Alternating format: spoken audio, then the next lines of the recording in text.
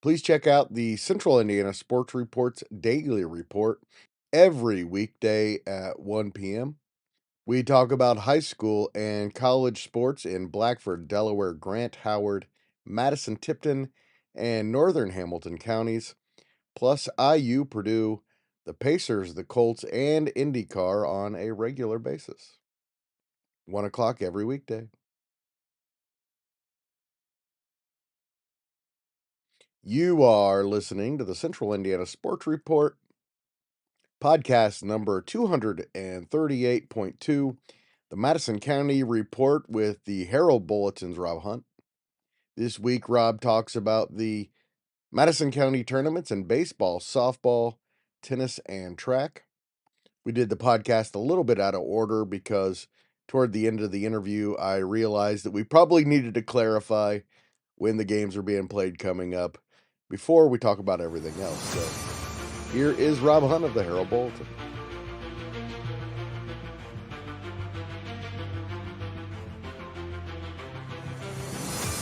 You're listening to the Central Indiana Sports Report with your host, Greg Mengelt. All right, Rob. Well, we've already done the podcast. We've recorded it, but I thought after talking to you, it was kind of important to go through the schedule and maybe do that first so people kind of understand Sure. what's going on, because apparently there's impending weather and things have been moved around. Tell us about Yeah, that. they think the county folks got together and kind of figured that they'd be able to get some stuff in on Friday, but Saturday looks like probably a washout. So they moved. Of course, the county track meet is already going to be held Friday night at Madison Grant, and the girls' tennis final is held Friday, and that's going to be Alexandria at LaPel. What they've done, what's going to be different, is they've moved the county softball tournament final round to Friday from Saturday. Instead of usually it's all held at Pendleton Heights where they've got the two diamonds. It's going to be the third place and the championship game will be held at Frankton on Friday. So if you're keeping score at home, that third place game will start at 5:30, and that'll be LaPel versus Anderson. And the championship game will follow, which is, of course, going to be Alexandria against Franklin. The fifth place and seventh place games will be played up at Madison Grant, and that'll be same time as 5:30 to 7:30. And that's going to be Elwood against Liberty Christian at 5:30 for seventh. That's the seventh place game, and then the game to follow will be Madison Grant Pendleton Heights, which should be a pretty good fifth place game. Yeah, a lot of years that would have been the championship. that's right. I remember one year it was, and if you remember Maddie Evans at Madison Grant, she went on to have a great career at Taylor. One of the more memorable moments that I remember from the Madison County softball tournament, she was pitching. I believe it was 0-0 at the time. She a line drive came back and hit her right in the face, and to show you how tough she was, it was terrifying. And to show you how tough she was, number one, she wasn't wearing a mask, which I think you're crazy. But number two, she jumped up, picked up the ball, threw the girl out. Wow. And finished the game. They ended up losing it to Pendleton that year, 1-0 in the final. She almost pitched a shutout. So that was one of the more memorable moments. So that was a championship game, and so here we got Madison Grant Pendleton Heights for fifth place. So if you ever wondered how deep the talent is in this area, there you go. Madison Grant Pendleton Heights played for fifth place. Yeah, the softball around here is next level. It is. What else we got going on? I'll touch base. So the tennis is still happening Friday. So you got your fifth place match, which will be Frankton at Elwood. Third place, Pendleton Heights is at Anderson. And then the championship, as we mentioned, is Alexandria at LaPel. Those matches are all at 5 o'clock. The Nick Muller tournament, normally that final round is held Saturday at Anderson. They're mixing it up. They moved everything up to Friday. So you're going to have the seventh place game, which is now going to be Anderson Prep at Elwood at 5. The fifth place and seventh place games will both be played at Anderson. You're going to have Frankton playing Madison Grant for fifth place, followed by Alexandria and Anderson, which those both might be pretty good games. Yeah, the fifth That's place game's 7:30. off two pretty good, darn good teams. Yes, yeah. So well, that's the updated schedule as far as the only changes there, of course, are the softball and the Nick Muller tournament. Yeah, the fifth place game is a rematch of a regional game last year. Correct. Yeah. Which Madison Grant, of course, went on to semi-state. It was a fun postseason for baseball around here. That's for sure.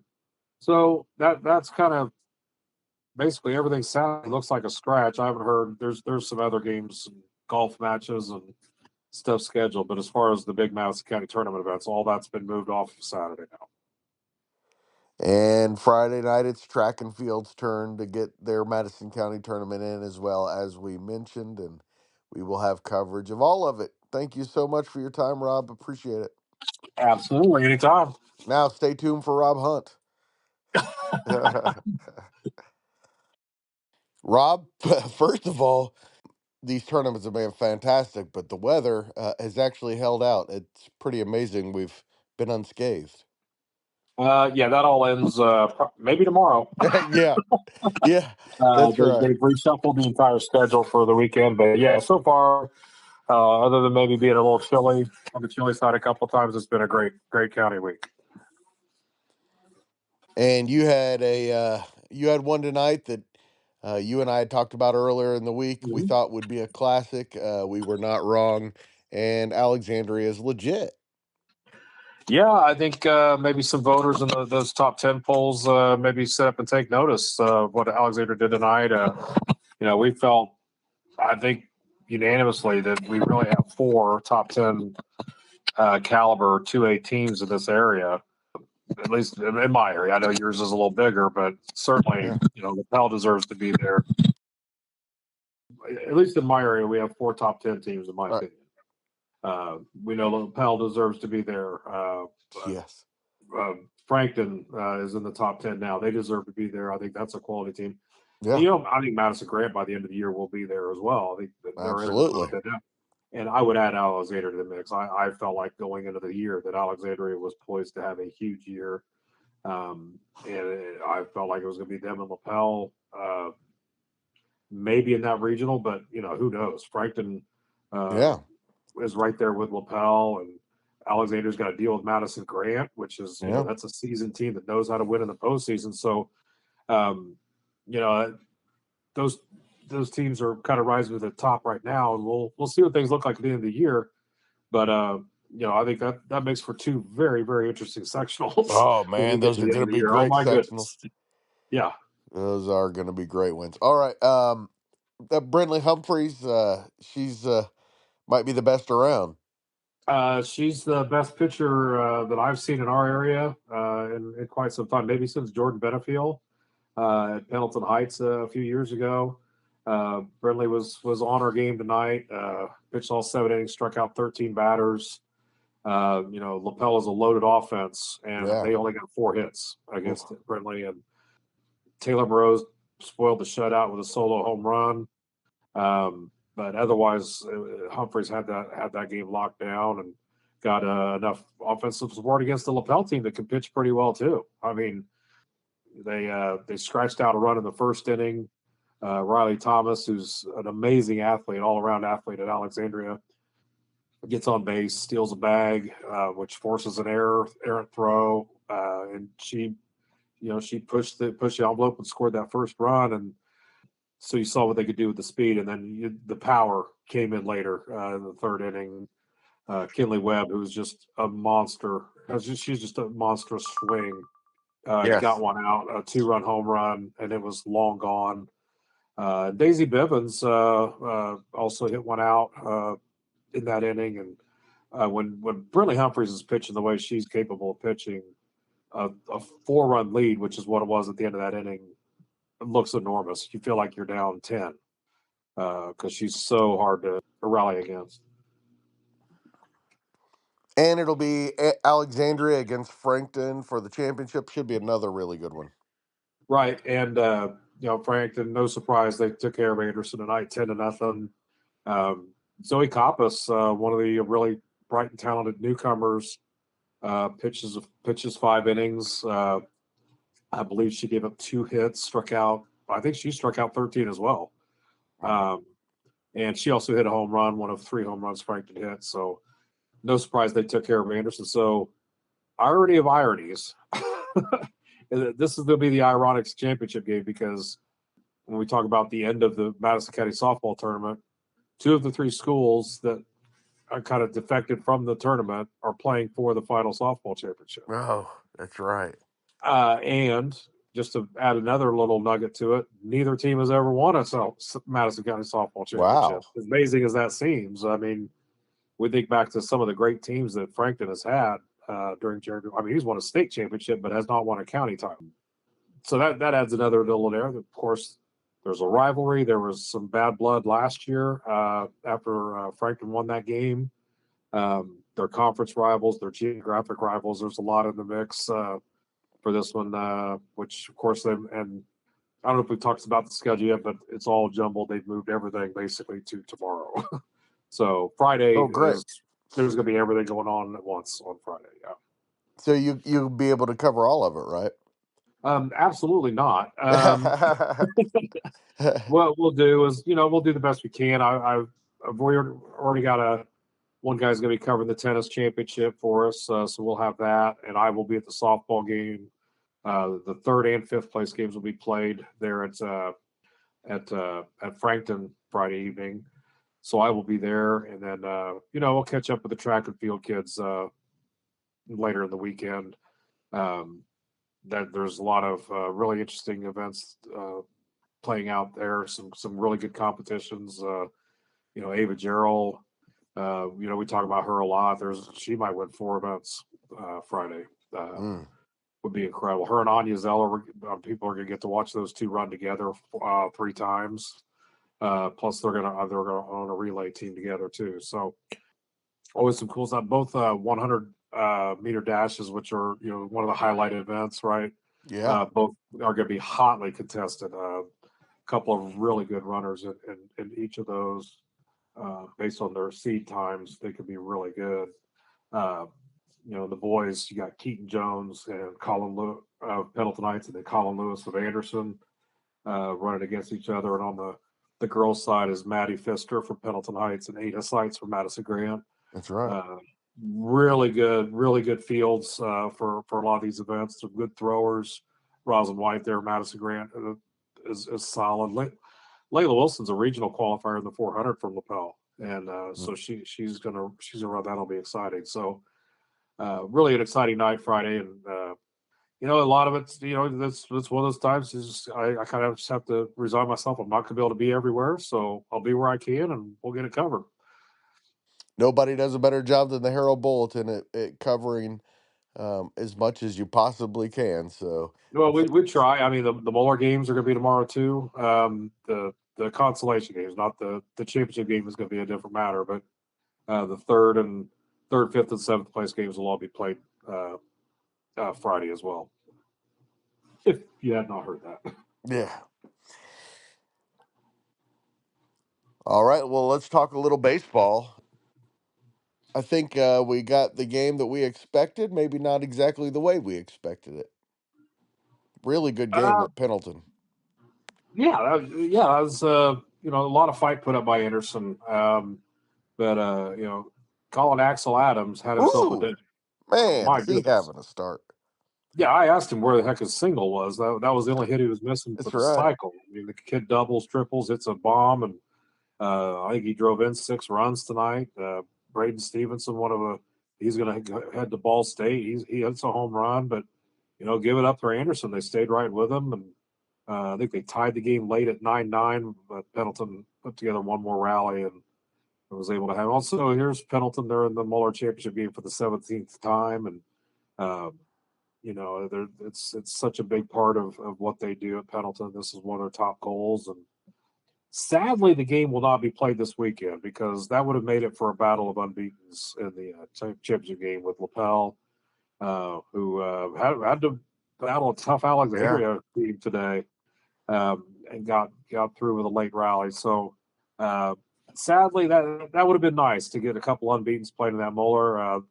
But maybe they keep it. Both teams keep it rolling for a couple more weeks when they're actually going to play for the Muller Championship, which will be in May. We'll see how that goes, but a couple great coaches, Matt Campbell and Matt Vosberg. They do a phenomenal job at they're at the Lapel and Pendleton Heights respectively, and um, could be happy for those two guys. I think this is Lapel's fourth final in the last 5 years, something like that. So, it seems like this time of year, those are the two teams that really have this tournament figured out. Yeah, it's a really good lapel team. They are and deep, and they've got a lot of pitching. It'll be interesting to see what it's going to be kind of interesting to see what 2 weeks from now who's available that day. I believe it's a Tuesday, so coming out of the weekend, does Pendleton Heights have? I haven't really looked at it that closely yet because it's kind of all just happened. Does Pendleton Heights have a conference game that week, or actually they play the doubleheader, right? So they play the 2 game back-to-back days. If they have a conference doubleheader that week, that will affect their decision making as far as who's pitching. Or maybe they bring their ace for the Moeller Championship and throw caution to the wind. Well, Lapel could certainly juggle the rotation, make sure that maybe a Kai Newman is available for that game. One of the things about Lapel and why this tournament week is so important to them is they don't have a conference to worry about. That's right. Man, I'm still trying to fix my schedule I bet. for this weekend. I'm still trying to move stuff around. I don't have the Moeller games moved over to Friday on my schedule yet. This is crazy. What a week. Yeah. That's all I can say. And tennis is Alexandria and lapel. Another one where it's Alexandria is the dominant team in that sport throughout the history of the tournament. I mean, honestly, they've won 9 tournaments overall. Nobody else has won more than 2. They won 6 in a row. 7 of the last 8 tournaments that have been held, they've won. And Lapel, which has been in the final once, and they were runner-up. That's the only time they've ever been to the final. That was way back in 2016 against Alexandria. So, kind of and I think Lapel may be a bit of a disadvantage. The one their number one singles player, Gracie Frazier, is shaken is dealing with an injury. So I don't know if she's even going to be available. So Alexandria certainly is the favorite, but we'll see what happens. Alexandria had a really good one against Frankton the other night. Looks like a really good Sure. Frankton team as well. Yeah, I think that that Pendleton or I'm sorry, Alexandria bounced back with a 4-0 win over Pendleton. The 5th match got rained out near the end, or was stopped because of rain near the end, and Alexandria was leading in that one as well. So, pretty good bounce back. So, I mean, that tells me that Franklin's probably pretty tough, and that might be a good sectional matchup to watch toward the end of the year. And in conference, I mean, if Franklin can hang with Alexandria that way, that should make for 2 more really interesting meetings if should the 2 meet in the sectional as well. Yeah, it'll probably come down to which team improves the most through the season. That's correct. And gets healthy too. I think Alexandria was missing one of their players the other night. She played today and won her match. So that's the other part of it is who's healthy and if you're injured, which player is injured, what does that do to your overall balance? So those are things to consider. Thank you so much to Rob for joining the Central Indiana Sports Report every Thursday. So we'll have him for you every Friday morning talking Madison County sports. And thank you for listening. If you'd like to see the Central Indiana Sports Report continue to grow and thrive, please share these segments with your friends and family. We thank you in advance.